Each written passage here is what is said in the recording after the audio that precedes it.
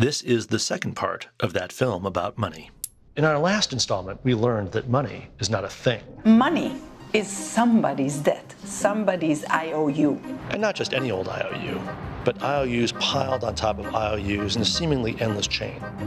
Cash money, the kind that Gustavo guards, actually makes up a tiny portion of what we call the total money supply.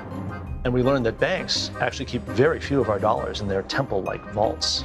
We don't actually care how much money the bank actually has, as long as we're able to make the purchases that we need. So basically, your money is in the bank as long as you believe it is, and as long as everybody else believes it is, even though everybody knows it isn't. But we also know that the Federal Reserve Bank, which is kind of sort of part of the government, well, they do print money, and this money somehow gets into circulation in the economy.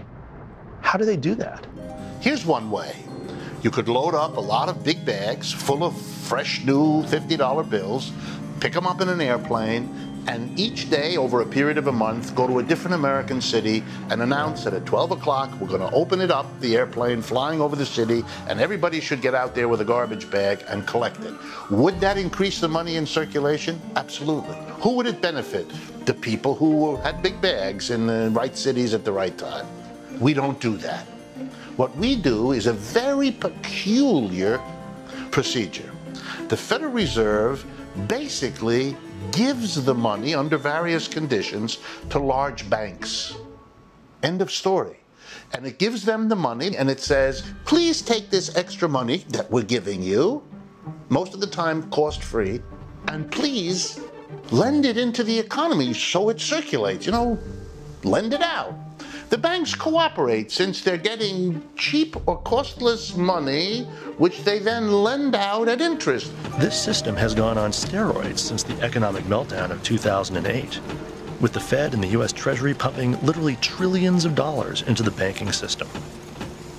But what have the banks done with all that free cash? The special investments that we like them to make are loans. We want them to make loans, specifically to businesses or individuals that can't get money to invest in other ways. But what will they actually do, the banks?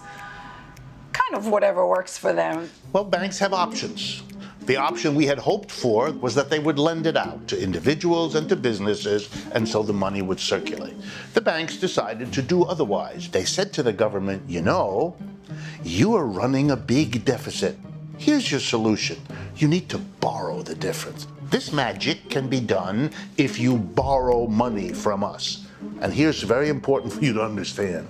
The banks took the bulk of the money made available to them by the Federal Reserve and lent it to the government with the following arrangement. The rate of interest paid by banks to the Federal Reserve for fresh new money has hovered around 0.5%. The rate of return paid by the U.S. Treasury for the money it borrows from those same banks, 2 to 3%. If you understand that, you'll understand why the banks have recovered and nobody else has. Okay, so that's what's happening now after the 2008 crash. But I still don't understand how we got so close to the financial brink. I mean, I heard all about the deregulation from the Clinton years, the mortgage-backed securities, the criminal settlements with the banks. But was there some deeper underlying cause to this crisis? Over the last 40 years, real wages have been stagnating or declining. And yet productivity has shot up. So the banks have more and more money because that's a profitable situation, productivity doubling and your workers getting very little money. So the bank has to do something with it. And they got a bright idea. Well, it's really a desperate idea. They said, I know what we'll do. Instead of paying you to buy what we produce, we'll lend you the money. That was the bright idea. Well, that is a very short-run idea. I mean, if I don't have $10 this year and I borrow, how am I going to have $15 and my wages aren't going up? How am I going to have $15 next year to pay you back with interest? So how did consumption go up in the last 40 years? Debt. Every time you use a credit card, you're borrowing. That's what that is. You're borrowing money. It's done electronically, but it's a debt. We made debt part of everybody's life. We gave the working class of America rising debts instead of rising wages. But when everything becomes debt, when every transaction for a bottle of water is in fact a debt, the banks who handle all debts become masters of the universe.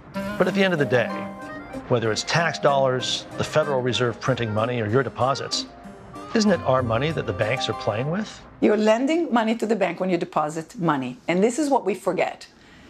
We forget that we are making a loan and we don't behave as creditors, and therefore they don't treat us as creditors. It's like, can I keep playing with that kind of money? Those creditors, depositors are such nice people. They let me play with no contract, no strings attached. To make this system work, the banks need to constantly move the debt they owe you as a depositor to the debt you owe them as a credit card user and mortgage holder. So from an ethical outlook, they want you to look like this, but they want you, in fact, they need you to party with your credit cards like that.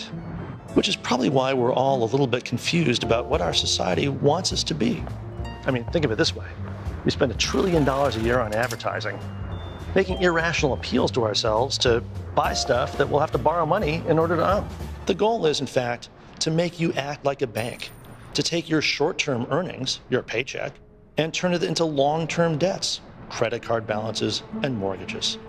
It's not so much that corporations are becoming people, which they are, as that people are becoming corporations. And the story of that dollar that you put in the bank, well, that's kind of like the story of how you want to look like this, but in fact, you kind of look like this. Not too dignified, I know, but if it weren't for that kind of delusion, and delusion on an awesome scale, the economy as we know it wouldn't exist.